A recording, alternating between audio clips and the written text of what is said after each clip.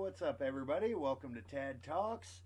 And today I'm going to be talking about my top 5 JRPGs not called Final Fantasy.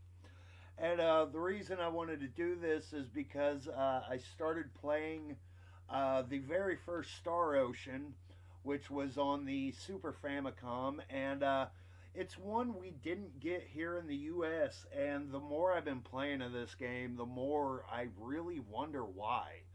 Because it was and still is very impressive for the time, because uh, first off, when you start up the game, you get the opening scene and everything, and it actually has voice acting.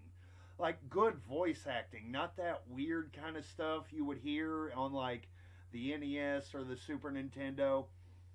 But it's just so damn impressive. I guess they had to use a special chip that had some kind of special compression in it so they could fit more in. And it really shows in every aspect because it's a beautiful game. And the the voices in it actually sound really clear and good. And it just blew my mind. So with that, I wanted to do a video about RPGs not named Final Fantasy. And so, yeah, let's go ahead and get right into the list.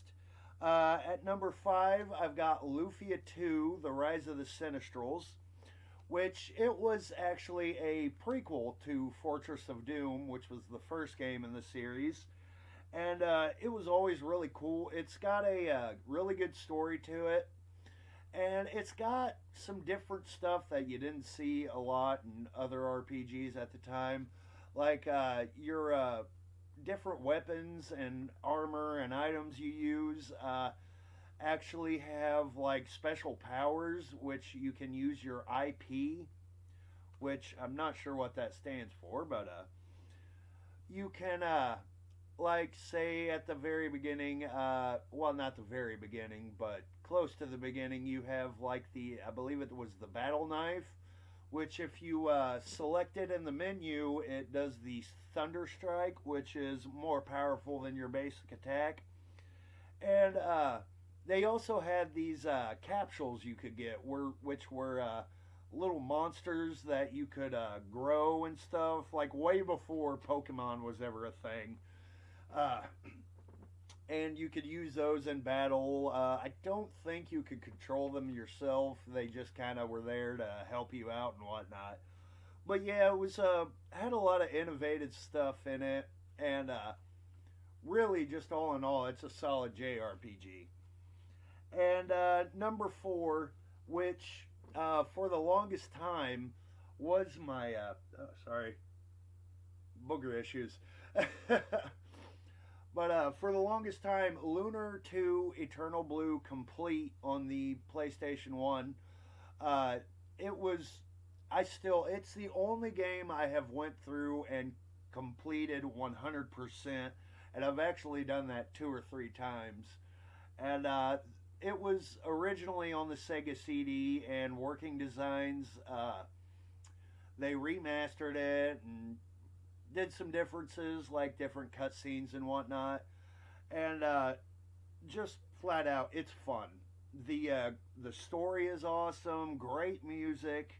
There's all kinds of little hidden secret things you can do, like the bromides, which were various like pictures of different female characters in the game and whatnot, except for Bromide X, which was the most hidden one, which was actually, I can't remember his name, but he was the fat wizard guy.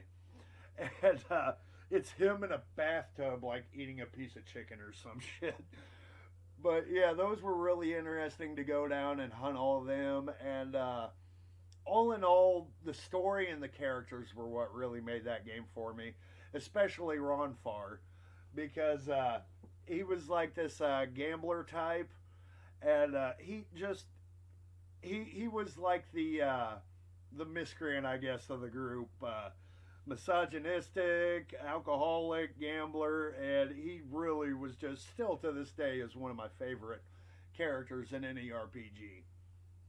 And let's see here. Coming up for the top three is actually, yeah, this would probably be the newest game on the list, and that would be Lost Odyssey, which was by Mistwalker Studios, which had the original creator of Final Fantasy and Nobuo Uematsu, who did the music, was on this project as well.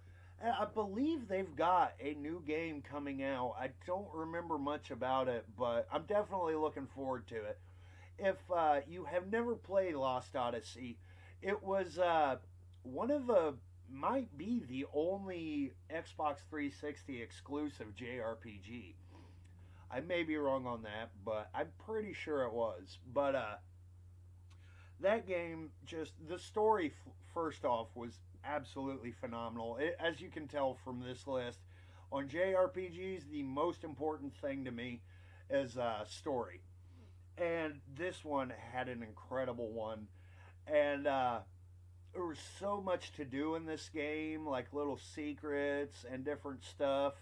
But a while back, they actually gave it away for free, and I believe it's one of the Xbox 360 games that you can play on Xbox One.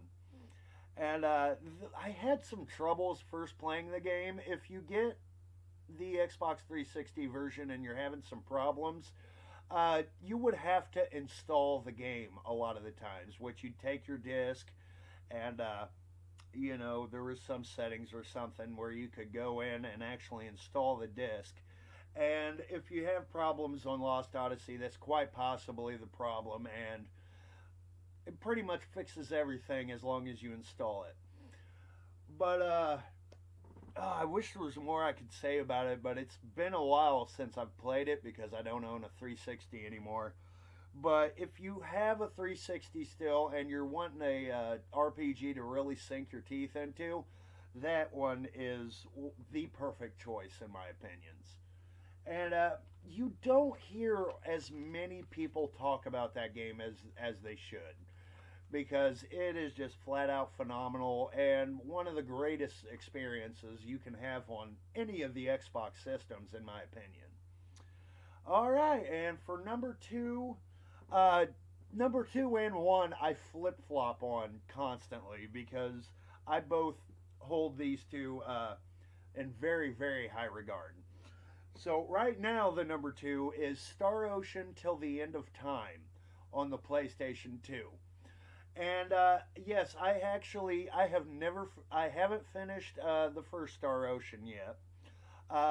Second story, I have not finished either. But after I finished the Super Famicom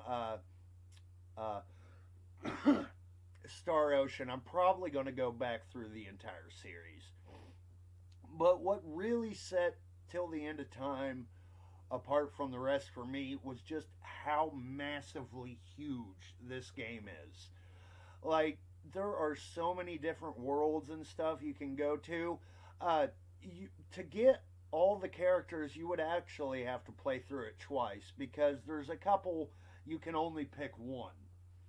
And so to get the full Monty, I guess I could say, of the game, you got to play through it at least twice. And if you want to get every ending for the game, good luck with that, because there was like 104, I believe, different endings, and I've only gotten one, and I think the ending I got was I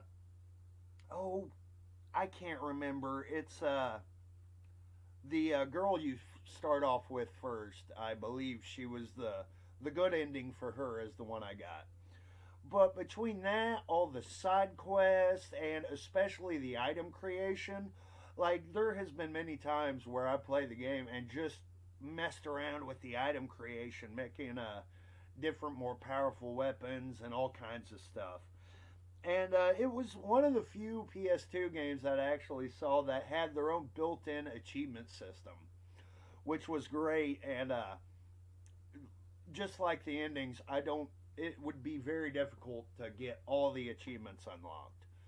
But yeah, if you want a hugely massive game that you can just spend hours and hours, when I beat the game, I believe I was up to 250 hours, and I didn't do all the side quests and all that. So if you want one that's really got really the best replayability, I would definitely give the nod to Star Ocean till the end of time. Now, the one they did on the 360 and on the PS4 and stuff, didn't really care for those two, but I'm going to give them a shot more. But I don't know about the, I believe it's the fourth one on the PS4, and I believe it was on Xbox One as well. I have not heard very many good things about that, so I'll definitely be getting that one last. And all right, to round off the list, number one of the greatest JRPGs made by a company that really isn't known for JRPGs, and that was Midway, and the game is Shadow Hearts Covenant. Now, if you're not familiar with this series, it actually started on the PlayStation 1 with a strategy RPG called Kudelka. And basically, you're this a clairvoyant woman named Kudelka with two other people in your team going through this mansion to figure out what's going on with it. And on the PlayStation 2, they came out with Shadow Hearts, which you really wouldn't know until later in the game that it is a direct sequel to Kudelka. And you don't realize that it is until you actually get Kudelka's son on your team. And it's an RPG series, excuse me, that dealt with like a lot of real life people and events. Like in the first Shadow Hearts game, it takes place during the World War One, I believe, and you get like a British spy on your team and all that, like a shaman, and you actually get Keith, who is a vampire, and yeah, going through that game, the end, you actually have to go and fight God. And with Covenant, the way it starts off, you are searching for this, they call it the Demon of Domremy, which is a small village where you start out. And turns out the Demon of Domremy is actually the main character from the first game, Yuri. And you also take control of him in Covenant. And it has one of the most emotional scenes. I don't want to, in case you haven't played it, I don't want to spoil it too much. But you try to resurrect a character from the first Shadow Hearts game. And when that happens, it's just heart-wrenching and beautiful all at the same time. And unfortunately, there was only one more game of the series, which from the New World, and I really didn't get into it, but I'm going to give it another chance sometime down the road. But it's one I really, really wish they would bring back. I don't know what the deal with Midway is anymore. I think they got bought out by somebody. So who knows if we'll ever get another Shadow Hearts game. But yeah, I think that's about it for this video. I hope you enjoyed my top 5 JRPGs, not named Final Fantasy. And yeah, thank you for watching. Stick around for the next episode and be sure to hit the like button and subscribe. Thank you and have a good day.